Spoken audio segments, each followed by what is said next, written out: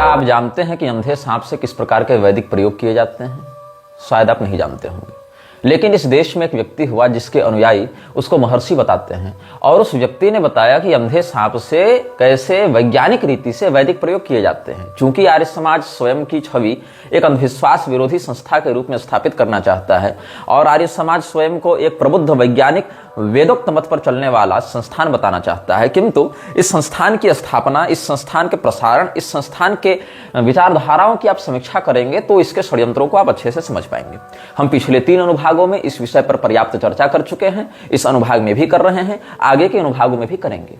मुझे प्राप्त सूचना के अनुसार आर्य समाज के लोग मुझे मारना पीटना चाहते हैं, जैसा कि उनकी प्रवृत्ति पहले से रही है, नाम में आर्य लगाकर गुंडागर्दी करना, और साथ साथ मुझ पर एफआईआर करना चाहते हैं, मुकदमा करना चाहते हैं। उन्हें लगता है कि मैं कोई यूट्यूबर हूं जो कि व्यू के लिए वीडियो बनाता हूं, और इसी प्रकार से वो हमें चुप करा देंगे, मेरी वाणी को अवरुद्ध कर देंगे, जैसे पहले अन्य यूट्यूब चैनल या फेसबुक पेज को उन्होंने संचालित करने वाले एडमिन्स के ऊपर एफआईआर करवाकर उनको जेल करवाई थी और उनसे माफीनामा लिखवाया था।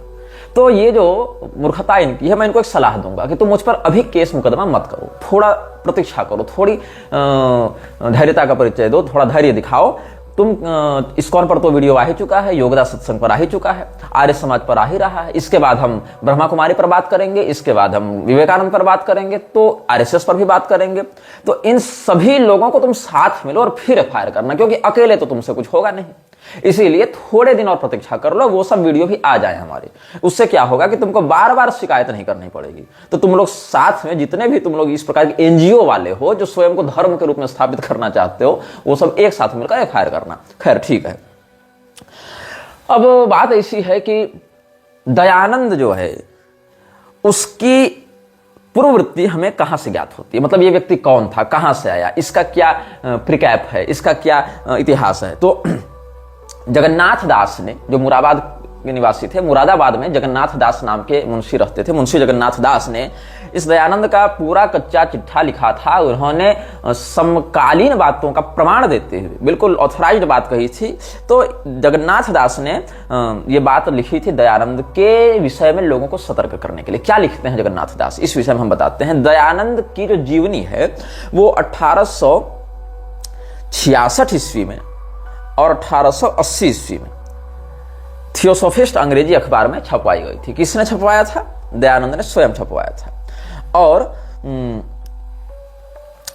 जो छपवाया था उसमें मजे की बात क्या है कि कोई भी व्यक्ति अपनी जीवनी छपवाता है या कोई व्यक्ति किसी का वर्णन करता है तो कम से कम ये बताता है कि उसका जन्म कहाँ हुआ था, किस स्थान पर हुआ था, किस जाति वर्ण का व्यक्ति था, किस प्रकार का परिवार था उसका, उसके माता पिता कौन थे। लेकिन 1866 में जो छपा है दयानंद का जीवन चरित्र और 1880 में थियोसोफिस्ट इंग्लिश न्यूज में जो छपा था उसमें इसकी जाति का उल्लेख भी नहीं है, उसमें इसके स्थान का भी उल्लेख नहीं है, इसमें उसके माता पिता का भी उल्लेख नहीं है। तो दलपत राय जगरांव वाले ने इसका अनुवाद उर्दू में किया था और वहां दयानंद ने एक स्पष्टीकरण दिया था कि हमने अपने पिता का नाम, अपने जन्म स्थान का नाम जानबूझकर छिपाया है क्योंकि उसकी आवश्यकता नहीं, लोगों को जानकर कोई फायदा नहीं होगा, क्योंकि हमारे कर्तव्य, हमारे कर्म ही प्रधानता से सामने आने चाहिए। अस्तु, आगे जाते हैं। जो मुख्य मुख्य बातें उस पर ध्यान दीजिएगा। उसी जीवन चरित्र के 21वें पृष्ठ में दयानंद ने कहा था कि इसको भटकते भटकते एक ब्रह्मचारी मिला। ब्रह्मचारी ने कहा कि तुम हमारे दल में सम्मिलित हो जाओ, तो ये उसके दल में सम्मिलित हो गया। तो उसने क्या किया, इसको दीक्षा दी ब्रह्मचर्य की दयानंद को। मूल शंकर जो इसका पूर्व नाम था ऐसा दावा किया जाता है, तो इसका नाम रख दिया गया शुद्ध चेतन।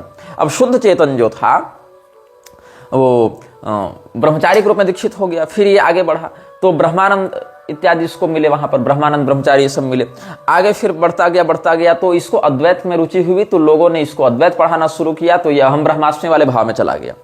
और ये 27वें पृष्ठ में लिखा हुआ है, मतलब आप 21 से 27 के बीच में पढ़ेंगे दयानंद का जीवन चरित्र, तो वहां ये सब बातें आपको मिल जाएंगी। इसके बाद आप और थोड़े आगे जाएं, पृष्ठ 32 से 34 के बीच में पढ़ेंगे तो इसको परमानंद सरस्वती नाम के एक व्यक्ति मिले, ऐसा दावा किया गया है, और इसको सन्यासियों के समान दीक्षा देकर, दंड देकर इसका नाम रखा दयानंद सरस्वती।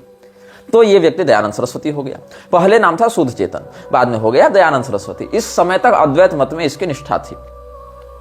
इसके आगे 36वें पृष्ठ में आप बढ़ेंगे तो फिर इसकी तीर्थ यात्रा का वर्णन है, फिर हरिद्वार के कुंभ मेले का वर्णन है, जहां पर संवत 1911 का 1911 का वर्णन है। संवत, ईस्वी सन नहीं, संवत में वो आप घटा लेंगे अपने हिसाब से।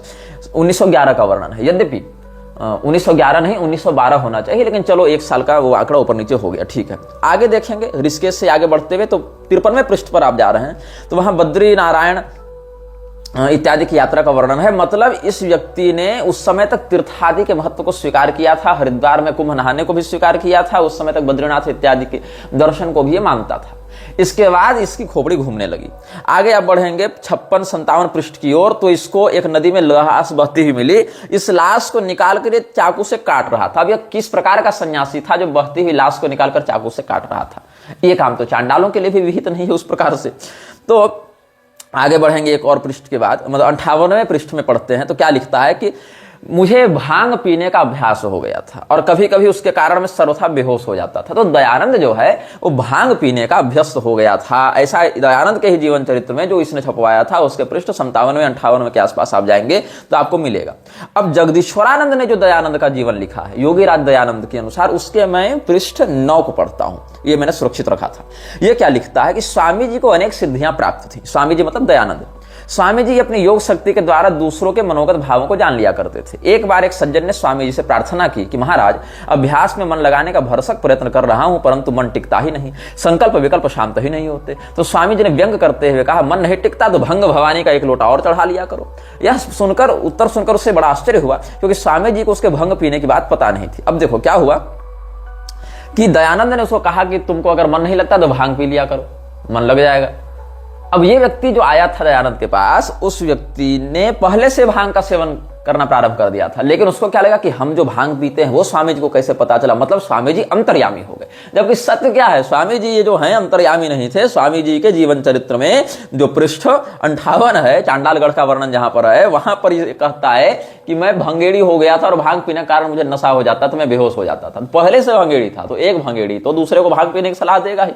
कोई भी ड्रग कार्टल चलता है तो पैदाशी तो थोड़े चिलम गांजा भांग लेकर आता है, वो तो संगति से सीखता है ना। इसके बाद फिर ये मथुरा में जाकर विरजानंद के साथ रहा। विरजानंद को इसने लिखा है कि ये श्रीमद परमहंस परिव्राजकाचार्य परम विद्वान श्री विरजानंद स्वामी जी का मैं शिष्य हूं। जबकि इस प्रकार के नेत्रहीन व्यक्ति को सदंड संन्यास का अधिकार ही नहीं है, संन्यासोपनिषद में निषेध है। अब कुछ लोग यहाँ अष्टावक्र जी का नाम लेकर आते हैं, तो अष्टावक्र जी माता के गर्भ से ही जन्मजात ब्रह्मवेत्ता योगी थे, देहाभिमान से सर्वथा विनिर्मुक्त थे जन्मजात ही। अपने पिता के वेद पाठ की भी उन्होंने त्रुटि निकालकर गर्भ से ही टोक दिया था। तो अष्टावक्र जी इस प्रकार की मानव कोटि में नहीं आते, ऋषि कोटि में आते हैं। अब उसी कोटि में स्वयं को घुसाने के लिए दयानंद ने ऋषि तुल्य स्वयं को प्रचारित करना प्रारंभ किया। उसके चेलों ने भी उसको महर्षि के समान प्रचारित करना आरंभ किया। उसके बाद आगे बढ़ते जाएंगे तो ये भिक्षाटन करते हुए बीतने लगा और उस समय तक अद्वैतवादी था। फिर ये द्वैतवादियों की संगति में आया और अद्वैत के खंडन में सत्यार्थ प्रकाश में भी इस बात का वर्णन किया है। शंकराचार्य जी के मत के खंडन में इसने लिखना प्रारंभ किया। तो सोचो ये कितने रूप को बदला, कितने जगह ये भटकता हुआ रहा और कभी द्वैती बन जाए, कभी अद्वैती बन जाए, कभी भंगेड़ी बन जाए, कभी ब्रह्मचारी बन जाए, कभी सन्यासी बन जाए, कभी सन्यासी बनेगा। तो अच्छा, इसने जब सन्यास लिया था ना, तो जब परमानंद ने इसको दंड दिया, दंड सन्यास, तो इसकी सन्यास दीक्षा हुई थी शंकराचार्य जी की ही परंपरा के अंतर्गत। इसीलिए पूरी के शंकराचार्य जी या उनके जो परिकर हैं ऋषिकेश ब्रह्मचारी, वो कई बार इस बात को कहते हैं कि दयानंद सरस्वती मूलतः शंकराचार्य जी की परंपरा से ही थे सन्यासी। लेकिन जब इसने शंकराचार्य का खंडन किया, तब उसने अपना नाम नहीं बदला कि मैं दयानंद अब नहीं हूं, क्योंकि भाई आप संप्रदाय बदल रहे हैं, आप संप्रदाय का खंडन कर रहे हैं, तो आप उपाधि योगपट सब न बदलेंगे। लेकिन नहीं, इसने शंकराचार्य जी का खंडन भी किया, लेकिन परंपरा वाला नाम वही रखा, दयानंद सरस्वती, वेश वही रखा, भौकाल वही टाइट जमाए रखा। तो ये बात है इसके साथ। अब इसके बाद भी अच्छा, विरजानंद स्वयं दंडी सन्यासी शंकराचार्य के मत से थे, तो विरजानंद स्वयं अद्वैती हुए। तो अद्वैती गुरु बनाकर अद्वैत से दीक्षा लेकर, अद्वैत से दंड लेकर, नाम योगपट लेकर फिर अद्वैत का ही खंडन करने लगा ये। लेकिन खंडन करने के बाद भी, उसको निकृष्ट दिखाने के बाद भी स्वयं उसके नाम उपाधि का प्रयोग करना छोड़ा नहीं इसने। अच्छा, सत्यार्थ प्रकाश का जो प्रथम संस्करण है उसमें बहुत कुछ बातें हैं, जैसे कि उसमें शाम और प्रातः काल मांस से होम करना लिखा है। मेरे पास वो प्रति है, सत्यार्थ प्रकाश की जो पहली प्रति छपी थी, first edition of Satyarth Prakash, वो भी मेरे पास है। इसीलिए मैंने वो सब क्रॉस वेरीफाई करके, सब पढ़ के ही वहां संग्रहित करके रखा है। और जो अन्य लोगों ने भी लिखा है उसको मैंने क्रॉस वेरीफाई किया कि आखिर प्रथम संस्करण में ये सब बातें हैं कि नहीं, तो वो मिली मुझे। हाँ, कहीं कहीं ऐसा है कि 1-2 पृष्ठ की गणना में ऊपर नीचे हो गया, जैसे 40 की जगह 41वां पृष्ठ है या 39वां पृष्ठ है, लेकिन बात वो लिखी हुई है। तो फिर सायं प्रातः मांस से होम करो। फिर आगे लिखता है एक जगह कि गाय तो पशु है, तो पशु की पूजा करना क्या उचित है? और उसकी पूजा यही है कि बस घास जल इत्यादि से उसकी रक्षा करो, और अगर गाय दूध दे रही है तभी उसकी रक्षा करनी चाहिए। ये दयानंद ने सत्यार्थ प्रकाश के फर्स्ट एडिशन में लिखा है, इसको मैं प्रूफ के साथ बता सकता हूं। आप सत्यार्थ प्रकाश के फर्स्ट एडिशन को अगर पढ़ेंगे तो ये लिखा मिलेगा, मैंने क्रॉस वेरीफाई किया है अपनी इन्हीं आंखों से। तो उसमें क्या लिखा है दयानंद ने कि जैसे गधी है पशु वैसे गाय है पशु, तो गाय को पूजने की क्या आवश्यकता है। उसके बाद क्या कहता है कि अगर पूजने की ही बात है तो घास दे दो, जल दे दो, हो गया, पूज लिया। लेकिन वो भी कब? जब गाय दूध इत्यादि दे रही हो तभी उसके ऐसे पूजन का प्रयोजन है, अन्यथा नहीं। और फिर आगे देखिए तो मांस के पिंड देने में भी कोई पाप नहीं, ऐसा लिखता है। फिर यज्ञ के वास्ते जो पशुओं की हिंसा है सो विधि पूर्वक हनन है। ये बात तो खैर सत्य है, लेकिन इसने स्वीकार किया है। इन सब बातों को आगे के एडिशंस में हटा दिया गया। दयानंद सरस्वती के फर्स्ट एडिशन से ये सब बातें आगे के एडिशंस में हटा दी गई, और मरने के बाद तो ईसाइयत और इस्लाम के खिलाफ वाले, विरुद्ध वाले 2 समोल्लास और जोड़े गए हैं। अच्छा, आगे फिर देखेंगे कि यदि कोई व्यक्ति मांस न खावे तो जानवर, पक्षी, मत्स्य इतने हैं कि उनसे सहस्र सतगुणे हो जावे, तो मनुष्यों को मारने लगे और खेतों में धान्य न हो पावे, फिर सब मनुष्यों की आजीविका नष्ट होने से सब मनुष्य नष्ट हो जावे। तो इसके अनुसार प्रकृति में संतुलन बनाए रखने के लिए मांसाहार भी उचित है, नहीं तो फिर उनकी जनसंख्या बढ़ जाएगी ना। ये इसका दावा है। अब इसके बाद क्या लिखता है कि जहां गोमेध इत्यादि का प्रकरण है वहां पशुओं में नर पशु को मारना लिखा है, मादा को नहीं। और एक बैल से हजारों गैया गर्भवती होती, इससे हानि भी नहीं। लेकिन जो गाय बांझ हो उसको गोमेध में मार देना चाहिए, क्योंकि बंधिया से तो न दूध मिलेगा न वत्स बछड़े इत्यादि होंगे। तो एक जगह ये गाय को गधी के बराबर बताकर पूजा का निषेध करता है, दूसरी ओर कहता है कि गाय की अगर पूजा ही करनी है तो उसको दूध प्राप्त करने की स्थिति में, मतलब दूध अगर दे रही है तो घास जल इत्यादि दो, और अगर बांझ है तो गोमेध में काट भी सकते हो, ऐसा दयानंद ने लिखा है। और ये सब बहुत कुछ बातें हैं। और अच्छा, श्राद्ध वाला प्रकरण एक अलग है। आप दयानंद वाले जो फर्स्ट एडिशन है सत्यार्थ प्रकाश, उसके 41वें से 44वें पृष्ठ के मध्य देखेंगे। अच्छा, चाहे 48 तक भी चले जाएंगे तो श्राद्ध का क्या महत्व है और पितरों को पिंडदान का क्या महत्व है, ये सब भी उसने स्वीकार किया है, लिखा है। लेकिन आज के आर्य समाजी इसका निषेध करते हैं। तो तुम लोग जो मुझे शास्त्रार्थ की चुनौती देने आ रहे हो ना, तो दयानंद के ही फर्स्ट एडिशन से तुम्हारी बहुत सी बातें कट जाती हैं। अच्छा, ये लोग आगे क्या है कि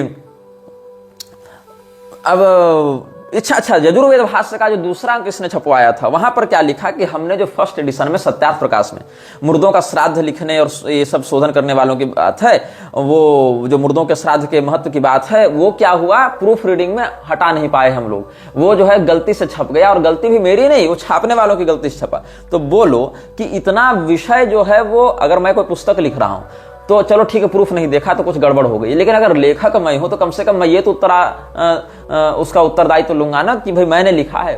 प्रूफ देखने वाले को या जो टंकन कर रहा है उसको क्या मतलब है आपके सिद्धांत से? वो तो नौकरी कर रहा है वहां पर, वो थोड़ी रेटिंग करने का अधिकारी हो गया। तो ये जो है, अच्छा ये भी है कि नियोग वाला एक अलग विषय है कि विवाहिता व नियोजित स्त्री 10 संतान पर्यंत उत्पन्न करे अगर निसंतान हो। अरे भैया, जब पहले ही संतान में उसको प्राप्ति हो गई पहले नियोग में, तो 10-10 पुरुषों से नियोग क्यों करवा रहे हो? और इस सिद्धांत का अनुसरण करते हुए आज तक कितने आर्य समाजी ने अपनी बेटी, बहू और पुत्र वधु का नियोग 10-10, 11-11 पुरुषों से करवाया है? ये भी बता दो तो जरा, इसकी भी हम जांच कर लें। अच्छा, बहुत कुछ ऐसी बातें हैं, नियोग वाले विषय पर तो कभी भविष्य में चर्चा करेंगे। लेकिन अच्छा, ये क्या कहना है इसका एक और दयानंद ने कि गर्भवती स्त्री से 1 वर्ष समागम न करने के समय में पुरुष या स्त्री से न रहा जाए तो किसी से नियोग करके उसके लिए पुत्रोत्पत्ति कर दे। ये भी एक अलग विषय है। तो पता नहीं कि गर्भवती से नियोग करके दूसरा गर्भधारण कैसे हो जाता है, ये विज्ञान कहां से उत्पन्न हो रहा है दयानंद के मन में? जो पहले से गर्भवती है उसमें फिर से पर पुरुष से नियोग करवा के उसको डबल गर्भवती कैसे करवा रहा है? ये कितना, मतलब क्या इसमें सिस्टम लगा हुआ है? तो ये सब बहुत कुछ ऐसी बातें हैं जो, अच्छा, स्त्रियों के बाल के मुंडन में भी कहा है कि उष्ण देश हो तो सब बाल शिखा सहित छेदन कर देना चाहिए, क्योंकि सिर में बाल रखने से उष्णता अधिक होती है, इससे बुद्धि कम हो जाती है। तो स्त्रियों के सिर में बाल जो है अधिक होते हैं तो उनकी बुद्धि इस प्रकार से कम होनी चाहिए यहाँ पर। अच्छा, मांसाहार वाले विषय में भी देख लो कि जो सभी लोग अहिंसक हो जाएंगे अगर, तो व्याघ्र इत्यादि पशु बढ़ जाएंगे जो गाय इत्यादि को मारेंगे। तो अगर जो व्यक्ति पुरुष हिंसक हो या व्याघ्र सिंह इत्यादि हिंसक पशु हो तो राज पुरुषों का काम है कि ये सब सत्यार्थ प्रकाश में ही आगे और बहुत जगह मिलेगा कि उनको दंड दे और प्राण से भी युक्त कर दे। अच्छा, बाघ मार दिए, शेर मार दिए और मनुष्य को ही मृत्यु दंड दे दिए, तब उसके शरीर का क्या करना है? तो कहा कि चाहे फेंक दें, चाहे कुत्ते आदि मांसाहारियों को खिला दें अथवा जला दें, अथवा कोई मांसाहारी खावे तो भी संसार की कुछ हानि नहीं, किंतु उस मनुष्य का स्वभाव मांसाहारी होकर हिंसक हो सकता है, तो मनुष्य को भी खिला दे तो कोई दिक्कत नहीं। हालांकि मनुष्य खाएगा तो उसका स्वभाव हिंसक हो सकता है। तो कौन सा ऐसा मनुष्य है जो राजा के द्वारा मृत्यु दंड प्राप्त हुए अपराधी का मांस खाता है? कैनिबलिज्म कर रहे हो क्या तुम लोग? अच्छा, ये जो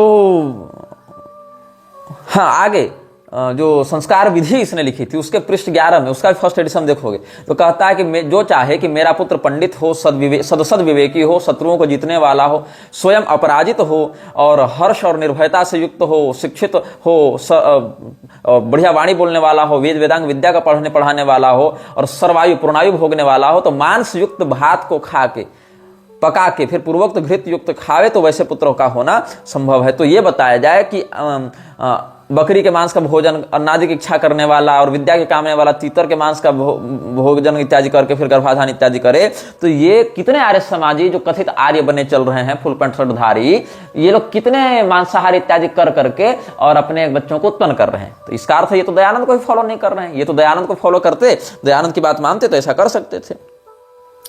तो आगे फिर देखिए, जो हानिकारक पशु हो उनको मारे, इस प्रकार से कहता है। तो जंगल में जो रहने वाले नीलगाय आदि प्रजा की हानि करे तो उनको मारने योग्य, ये सब भी कह रहा है। और पीठ से बोझ उठाने वाले ऊंट आदि के सदृश वैश्य इत्यादि कह के वैश्यों को ऊंट के सदृश इसने बताया है 14वें अध्याय के 9वें मंत्र में। ये सब बहुत कुछ है इसके विषय में। केवल हम ये नहीं कह सकते कि अच्छा, उल्टी बात क्या है।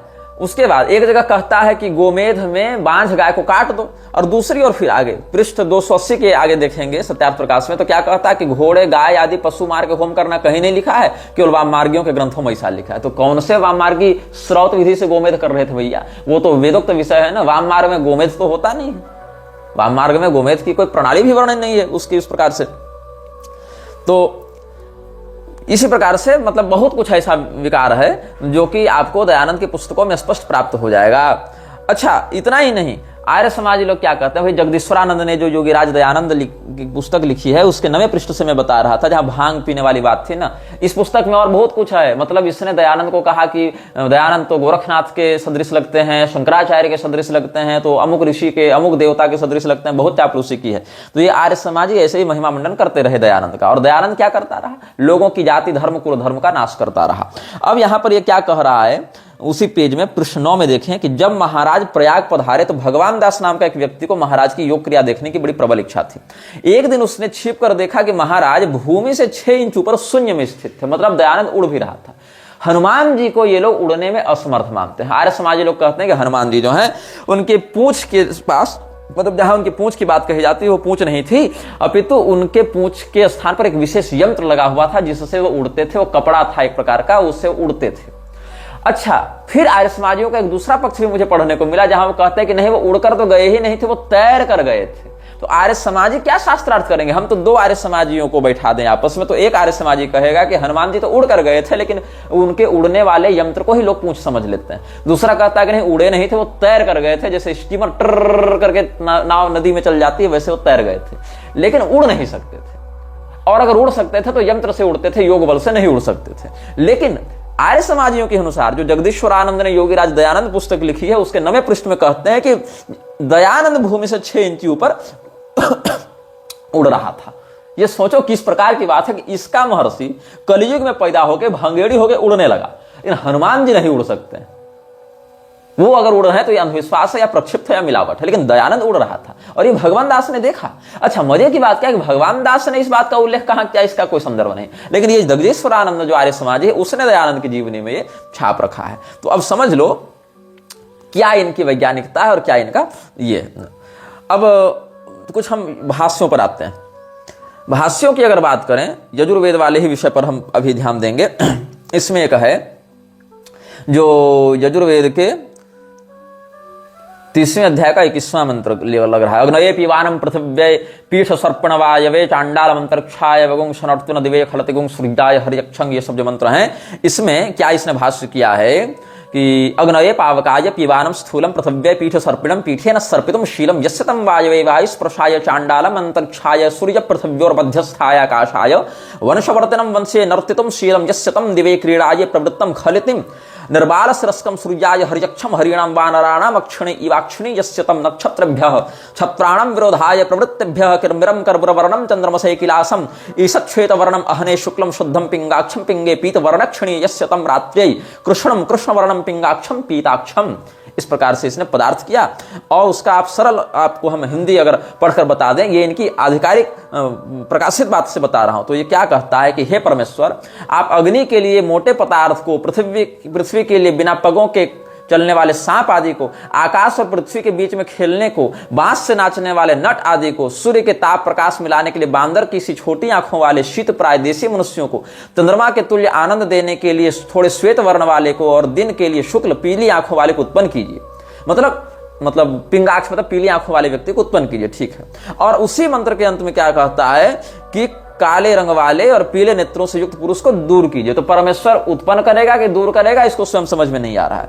और दयानंद तो हर प्रकार के सर्वजाति संभाव और कृणवंतो विश्वमार्यम की बात कर रहा था। तो यहाँ पीले आंख वाले पुरुष को दूर जब क्यों जाने कह रहा है। गंजे व्यक्ति को खलतिम का क्या इसने अर्थ किया है? खलतिम का अर्थ किया है इसने निर्बाल शिरस्कम, जिसके माथा में बाल नहीं हो। तो फिर आप गंजे व्यक्ति से क्या समस्या है? चांडाल से अगर समस्या है तो चांडाल समझ में आ रहा है कि चांडाल की जो इसमें भावार्थ में लिखा है कि चांडालस्य शरीरागतो वायु दुर्गंधत्वान्न सेवनीयति, कि जो चांडाल है उसके शरीर से दुर्गंध आ रही है, इसीलिए उसके शरीर से टकरा कर आने वाली वायु हमारा स्पर्श न करे। तो यहां पर उसको आर्य क्यों नहीं बना रहे हो तुम? चांडाल से चलो कि श्मशान में रहता है, चिताओं से घिरा है, तो उससे उसके शरीर में दुर्गंध की व्याप्ति हो गई। लेकिन गंजे व्यक्ति से क्या समस्या है तुमको? पीली आंखों वाले से तो कोई दुर्गंध नहीं आ रही होगी, गंजे से दुर्गंध नहीं आ रही होगी।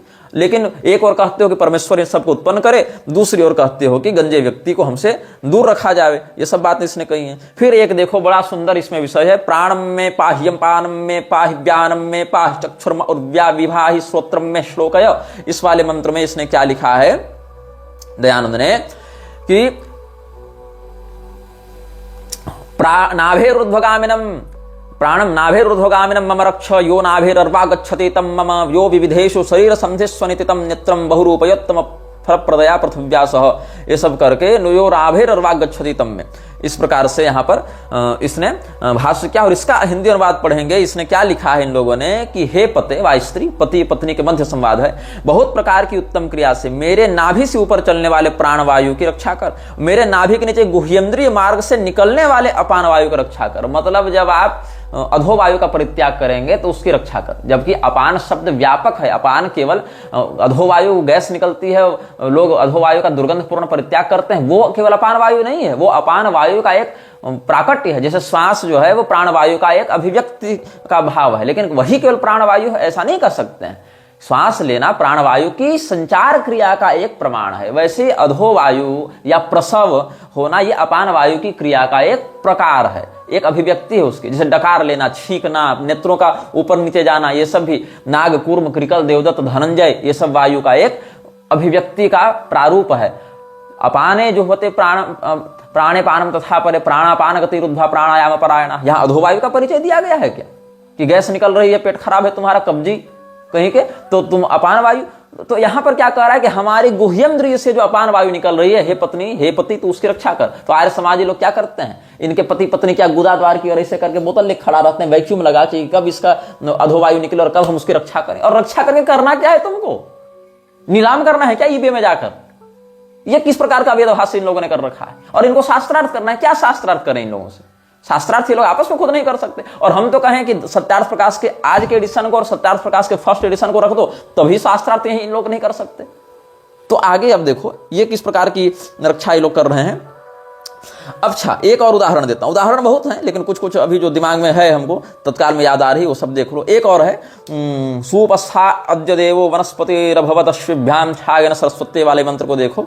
ये 21वें अध्याय का 60वां मंत्र जो दयानंद ने लिखा है। इसका भाष्य क्या कहता है, ये और है, ये सुष्ठुपतिष्ठम ते दिव्य गुण बटादि भवेत प्राणापानाभ्याम दुख छेदकेन वाचे भुंजीरन मेदशस निग्धान पचतानि पक्तव्यानि, ये सब वाले मंत्र में आप देखेंगे तो क्या कहता है। इसका हिंदी अनुवाद भी पढ़कर मैं सुना देता हूं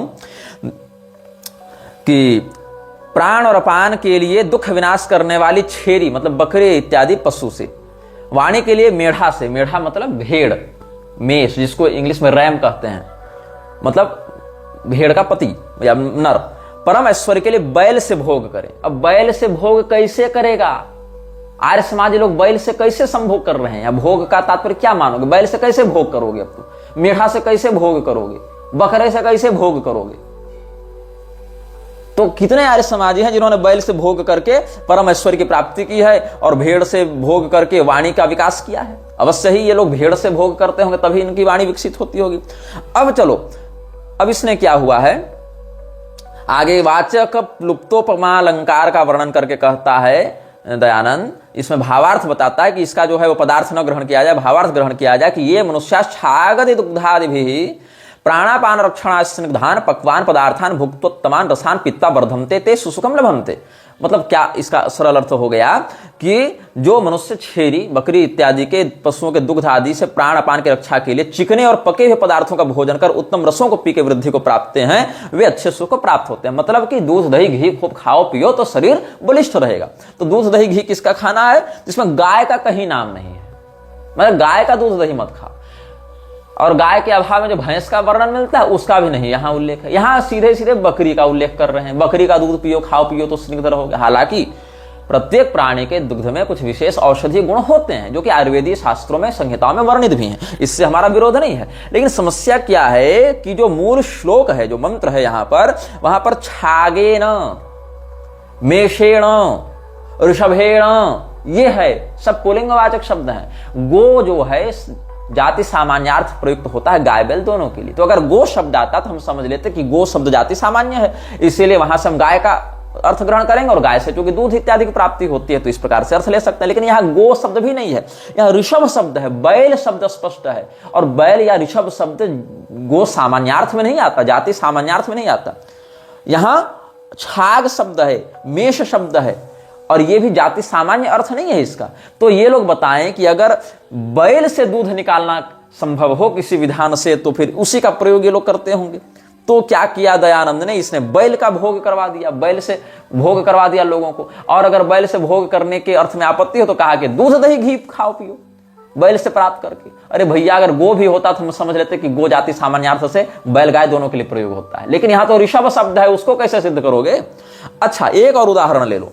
ये जो वैदिक चिल्लाते रहते हैं उसी पर आ रहे हैं ना। शाद दद्भिरवकाम दंत मूलर मृदम वर्षवस्ते गाम वाली जो श्रुति है यजुर्वेद के 25वें अध्याय के प्रथम मंत्र के रूप में इसका प्रयोग किया गया है। उसका आप संस्कृत भाष्य देखें क्या कह रहा है ये। क्षीयते क्षीणत्ति यस्मिन् स्तम शादम दंतैः रक्षकां दन्तानां मूलैः मृत्तिकां दंत पृष्ठतो वाणिं मुखं ताभ्यां प्रशस्त विज्ञानवत्ते वाच जिह्वायाम् अग्रं ऊर्ध्वं सीदन्ति यस्मिन् स्तम विकलता रहितेन आस्या वयवम् अन्नं मुखैकदेशाभ्यां जलानि आस्यं दन्ति क्लेदियं क्लेदि भवन्ति यस्मिस्तेन वर्षयितारं वीर्याधाराभ्यां मुख्यान् विदुषः मुखाभितः केशैः मार्गं नेत्रगोलकोर्ध्वावयवाभ्याम। ये सब वाले जो श्रुतियां हैं उसका जो अर्थ किया है इसने, उसका हिंदी क्या आप देखेंगे तो यहां पर इसका भाव प्रकट हो रहा है। उसमें जिह्वा का पहले वर्णन करने के बाद दाढ़ी का वर्णन करने के बाद कह रहा है कि वीर्य को अच्छे प्रकार से धारण करने वाले आंडों से वीर्य बरसाने वाले अंग को मुख के चारों ओर जो केस अर्थात दाढ़ी है, मुख्य विद्वानों को नेत्र गोलकों के ऊपर जो भौहें हैं आगे करते करते और उसमें से फिर वो सब अच्छे ग्रहण करने चाहिए। तो ये जो कहीं का ईंट कहीं का रोड़ा भानुमति ने कुनबा जोड़ा, तो यहाँ अचानक से शुक्ल कृष्ण भी आ गए और यहाँ पर अंडकोश भी आ गया, दाढ़ी मूछ भी आ गया और घूमने भी लग गए चेहरे के चारों ओर। तो ये कौन सी विधा है, ये कौन सा विज्ञान है दयानंद का जो इसने वर्णित किया है। अब हम आते हैं अंधे सांप के वैज्ञानिक प्रयोग पर। अब अंधे सांप के वैज्ञानिक प्रयोग पर यजुर्वेद का भाष्य देखें। पूषण वनिष्ठुना पूषणम वनिष्ठुना अंधाहीन स्थूल गुदया सर्पान गुदाभिर्विहृत आंत्रेरपोवस्तिना वृषण मांडाभ्यम वाजनगुं शेपेन प्रजा रेतसा चाशान पित्तेन प्रदान पायुना कुष्मान छकपिंडई। इस प्रकार की जो बातें यहाँ पर हैं श्रुति में। तो यूजम वनिष्ठना पोषणम स्थूल गुदया सह वर्तमान नंधाहीन गुदाभि सहितान, ये वाला जो है उसका हिंदी अर्थ ही आपको पढ़कर एक बार सुना देता हूं। इसमें क्या कहता है कि हे मनुष्यों, तुम मांगने से पुष्टि करने वाले को स्थूल गुदेंद्रिय के साथ, वर्तमान अंधे सांपों को गुदेंद्रियों के साथ, वर्तमान विशेष कुटिल सर्पों को आंतों से, जलों को नाभि के नीचे के भाग से, अंडकोश को आंडों से, घोड़ा को लिंग और घोड़ा के लिंग और वीर्य से, संतान को पित्त से, भोजनों को, पेट के अंगों को, गुदेंद्रिय से और शक्तियों से, शिखावटों को निरंतर लेओ। और भावार्थ में लिखा जिस जिस से जो जो काम सिद्ध हो उस अंगवा पदार्थ से वह काम सिद्ध करना चाहिए। तो ये मुझे समझ में नहीं आ रही है बात कि ये अंधे और कुटिल सर्पों को अपने गुदा के माध्यम से आंत में डालने का क्या विज्ञान है इनका। भाई ये मतलब किस प्रकार की वैदिकता ये लोग प्रसारित कर रहे हैं और उससे कौन सा लाभ प्राप्त हो रहा है? इतना करने के बाद क्या प्राप्त हो रहा है तुमको? मतलब ये तो वही बात होगी कि पूरा सांप समाज डरा हुआ है यार। समाज की बड़ी तेजी से भाग रहा था सांप, पूछा लोगों ने क्या हो गया, क्यों भाग रहा है? तो कहता है मन अंदर से कुछ अच्छा नहीं लग रहा। अब सांप के घर वाले अलग परेशान कि एक तो सांप हमारा अंधा, घर से बाहर निकल कर जाता है पता नहीं कहां। तो कहेगा उसके जो बिल वाले हैं, सर्प कुटुंब वाले, वो सब कहेंगे कि आए रे अंधरा, तुम यही सब करने बिल से बाहर जाता है, आज से तरह बाहर निकलना मत, कहीं फंस उस गया तो जान जहंडल हो जाएगा तुम्हारा। सांप तक का यौन शोषण करवा दे रहे हैं। अब बैल लोग भी डरे हुए हैं, कहीं इस अंधे सांप को अपनी गुदा में डालकर और बैल का दूध निकाल के फिर हमको पुष्ट न कर दे। ये महर्षि कृणवंतो विश्वमार्यम कहने लगेगा फिर। अब सांप भी सोचता होगा कि इससे अच्छा तो हम रूरू के हाथ की लाठी खा के मर गए होते, जन्मे जय के सर्प शस्त्र की अग्नि में भस्म हो गए होते, लेकिन ऐसा क्या गुनाह किया, आज लुट गए, अब घुस गए, वो घुस गए। तो ये हाल है इनके वेद भाष्य का। और इस प्रकार के खंडन हमारे पूर्वाचार्य कई बार कर चुके हैं। ये नहीं कि हमको नई बात बता रहे हैं, हम जो बात बता रहे हैं वो बात हमारे पूर्वाचार्य कई शास्त्रार्थ में बताकर इनको हराकर लज्जित करके भेज चुके हैं। लेकिन लज्जित होने की भी एक कला होती है भैया, कि तुम्हें शर्म हो, लाज हो, तब तुम लज्जित हो सकते हो, लेकिन तुम तो लज्जित भी नहीं हो सकते। तो ये जो वैदिकता चिल्लाते रहते हैं, यहां वैदिकता भी नष्ट हुई और बाकी को तो ये अप्रामाणिक कहते रहते हैं। इसी प्रकार से इस्कॉन वाले क्या सिखा रहे थे, राघवाचार्य जी ने जब निषेध किया ना इस्कॉन के पाखंड का, तो वहां पर बड़े ये इस्कॉन ये खड़े हो गए, कह रहे हैं कि षटकर्म निपुणो विप्रो मंत्र तंत्र विशारद अवैष्णवो गुरु नस्याद वैष्णव स्वपचो गुरु, जो हरिभक्ति विलास से दिखा रहे हैं कि यजन याजन अध्ययन अध्यापन दान और दान देना और लेना, इन षट कर्मों में निपुण मंत्र तंत्र विशारद ब्राह्मण भी अवैष्णव होने से गुरु नहीं हो सकता। लेकिन चंडाल कुल में जन्म ग्रहण करने पर भी यदि कोई विष्णु भक्ति परायण हो तो वह गुरु होने योग्य है, ऐसा। तो भैया तुम तो जन्म से जाति मानते ही नहीं हो, तुम तो कर्म से जाति मानते हो ना। तो चंडाल कुल में जन्म लेने की बात तुम कैसे स्वीकार कर सकते हो?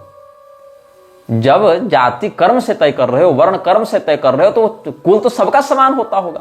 फिर उसमें जो जन्म ले उसका जो कर्म हो उसके आधार पर उसकी जाति तय होती होगी। तो जब वो वैष्णव हो गया तो चांडाल उसकी संज्ञा कैसे बच गई? मतलब चांडाल का जो स्रोत है चांडालत, तो उसमें व्याप्त कैसे हो रहा है? क्योंकि अभी तक तो उसने चांडाल का कर्म किया नहीं, वो चांडाल बचा कैसे फिर? वो मतलब चांडाल अगर फिर भी वो बच जा रहा है, स्वपच उसको कहना पड़ रहा है वैष्णव होने के बाद भी, मतलब वो जाति से ही चांडाल होगा ना, जो उसकी जाति नहीं बदल पा रही है।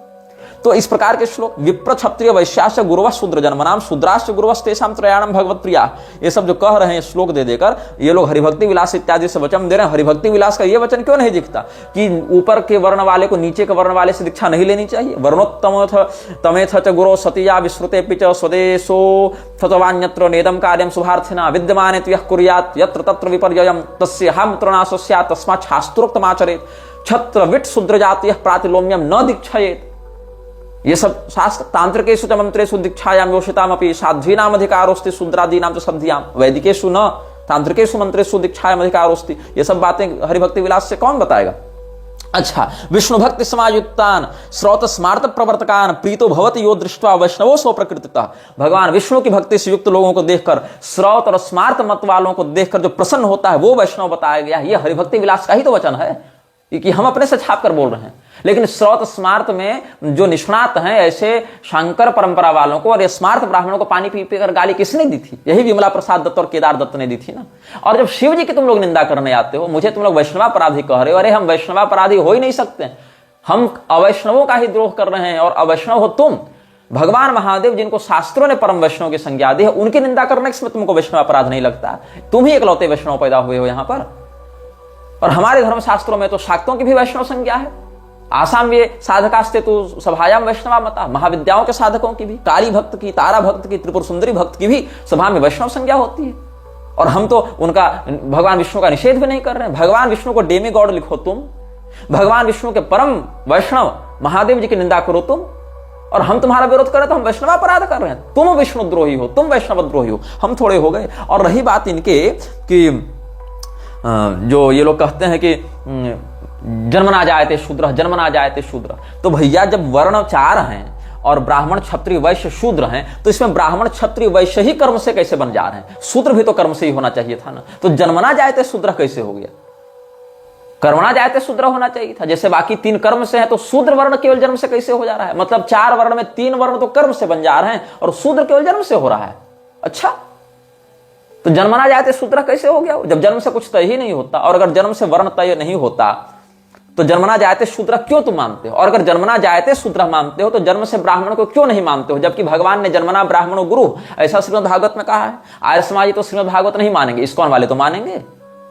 तो ये सब जितने लोग हैं ये सब स्वयं ब्राह्मण नहीं है, लेकिन इनको ब्राह्मणों के समान इज्जत चाहिए, ब्राह्मणों के समान अधिकार चाहिए, इसलिए कर्मणा ब्राह्मणत्व की वकालत करने ये लोग पहुंच जाते हैं। विश्वामित्र जी का नाम लेकर आ जाते हैं। तो विश्वामित्र जी का जो जन्म हुआ था वो ऋचिक महर्षि के पकाए चरु से हुआ था। उसमें ब्राह्मण के ही संस्कार वाले मंत्र डाले गए थे। उन्होंने तपस्या करके अपने क्षत्रियत्व के आवरण को केवल नष्ट किया है, अंदर के ब्राह्मणत्व को प्रकाशित किया है।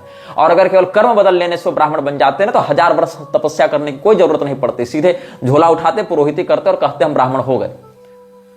सत्यकाम जाबाल का जो नाम लेते हो, इसका भी समाधान हम पुराणों के अनुसार कर चुके हैं और वर्णाश्रम वाले वीडियो में बता चुके हैं।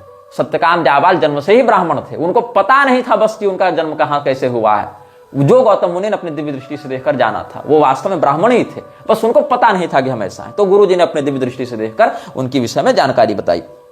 भागवत महापुराण में देखो, ब्राह्मणों जन्मना श्रेयान सर्वेषां प्राणी नाम है। महाभारत में देखो, जन्म नैव महाभागो ब्राह्मणो नाम जायते नमस्य सर्वभूतानां मतिथि प्रसृताग्रभू। फिर भागवत महापुराण में ही देखो, बालयो रनयो ऋणाम जन्मना ब्राह्मणो गुरु। जो जन्मना जायते शूद्र की बात करते हो वो स्कंद पुराण से है। जन्मना जायते शूद्र संस्काराद विजय उच्यते।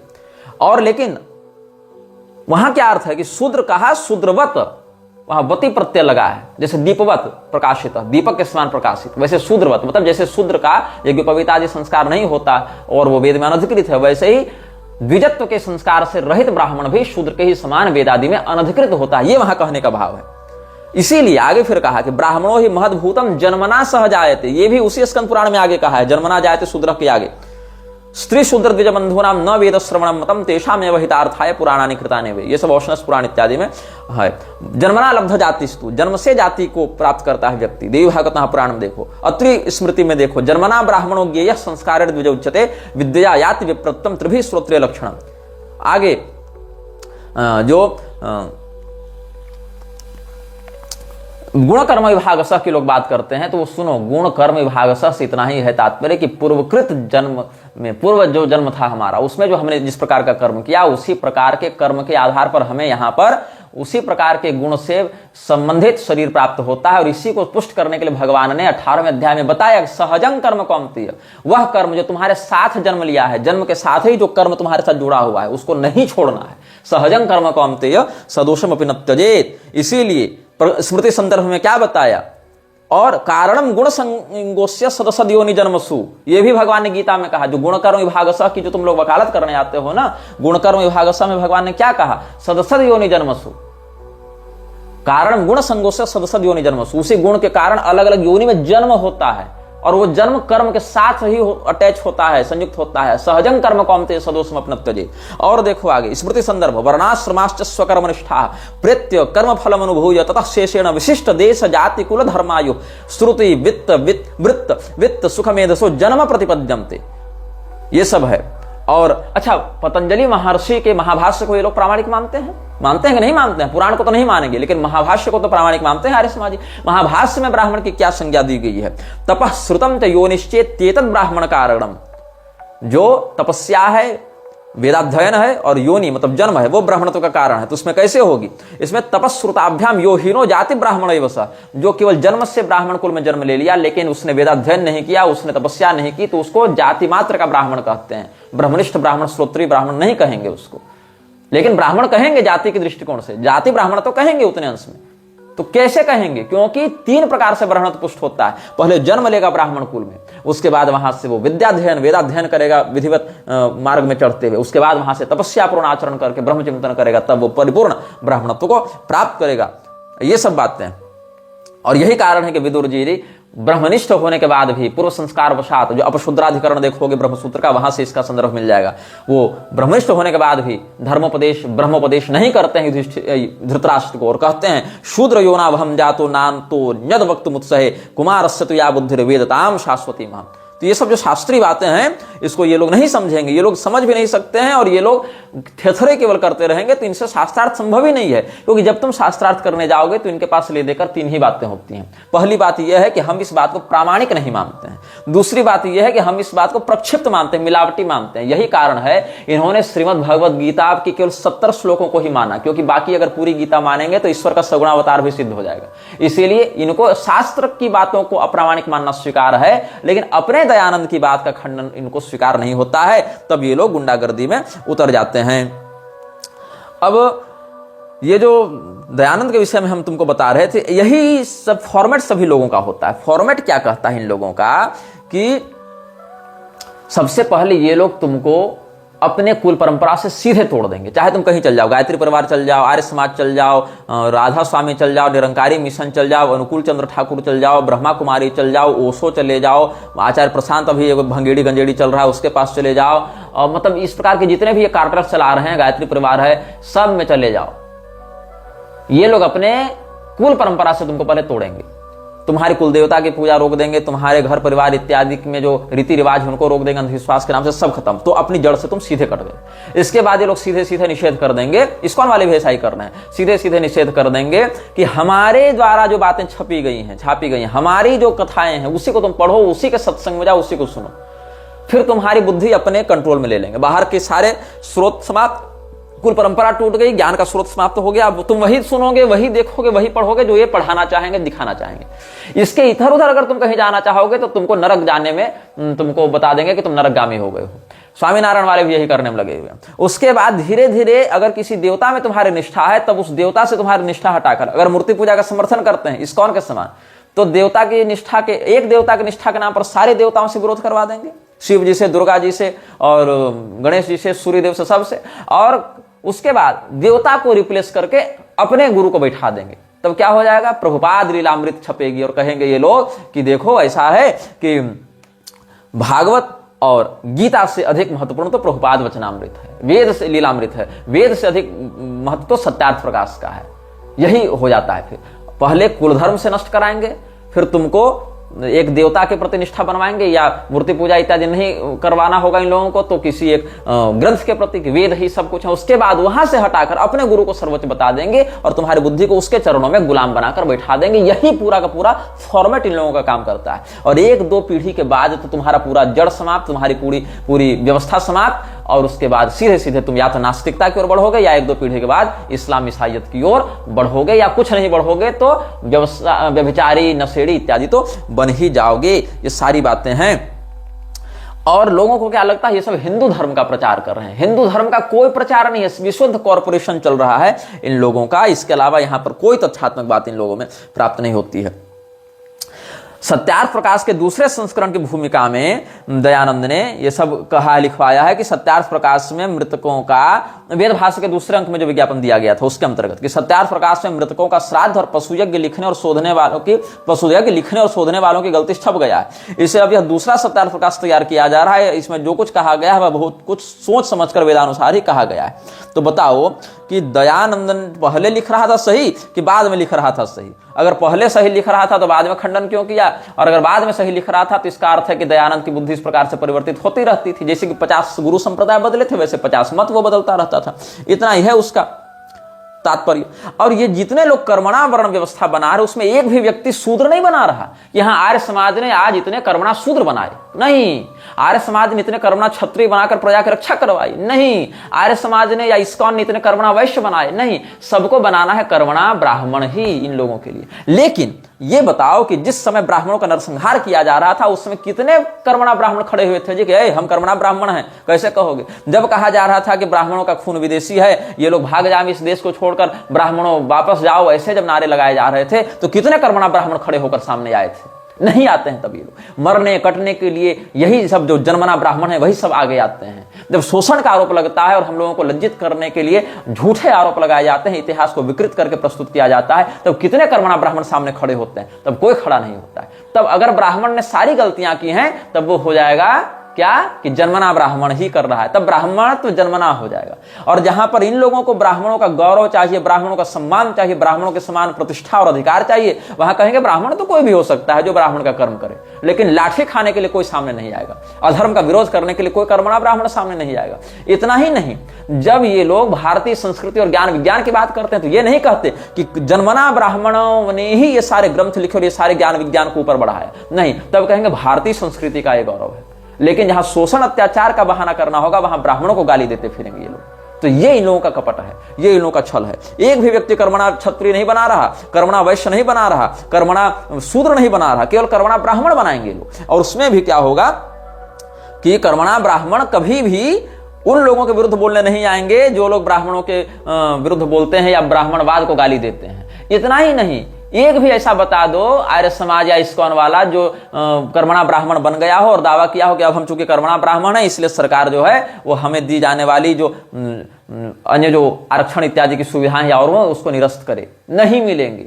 तो ये लोग जो हैं आर्य स्वयं को कहते हैं, लेकिन ये सारे के सारे आर्यत्व से रहित धूर्त हैं जो कि मृच्छराज की ही बात को आगे प्रसारित करने के लिए तैयार हैं, तत्पर हैं। और ये किन प्रकार एक व्यक्ति को ही सनातन धर्म के सर्वज्ञ महर्षि के रूप में स्थापित करने के लिए तत्पर हैं। तो हमने ये सब बातें कुछ आपको इसलिए समझाएं ताकि आप लोगों के मन का भ्रम दूर हो कि ये लोग सनातन धर्म का कल्याण कर रहे हैं और सनातन धर्म के हितों के लिए कार्य कर रहे हैं। ऐसा कुछ भी नहीं है। आगे के अनुभागों में हम आपको इन सभी विषयों में बताएंगे कि कैसे थियोसॉफिकल सोसाइटी और आर्य समाज का संबंध था, कैसे फ्रीमेसन्स और आर्य समाज का संबंध था। और अगर आपको नहीं पता है तो आपको बताएंगे कि आर्य समाज का एक बड़ा हिस्सा आर्यन मेसोनरी के नाम से भी जाना जाता था, जो फ्रीमेसोनरी की ही एक शाखा के रूप में कार्य करता था। यह वीडियो जल्द ही हटा दिया जा सकता है। कृपया थर्ड पार्टी एप्स का उपयोग करके डाउनलोड करें। आप इस वीडियो को अपने चैनल पर फिर से अपलोड भी कर सकते हैं।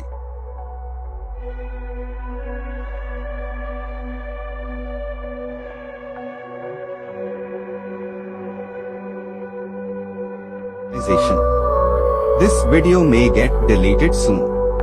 Please download using third-party apps. You may also re-upload this video on your channels. Thank you.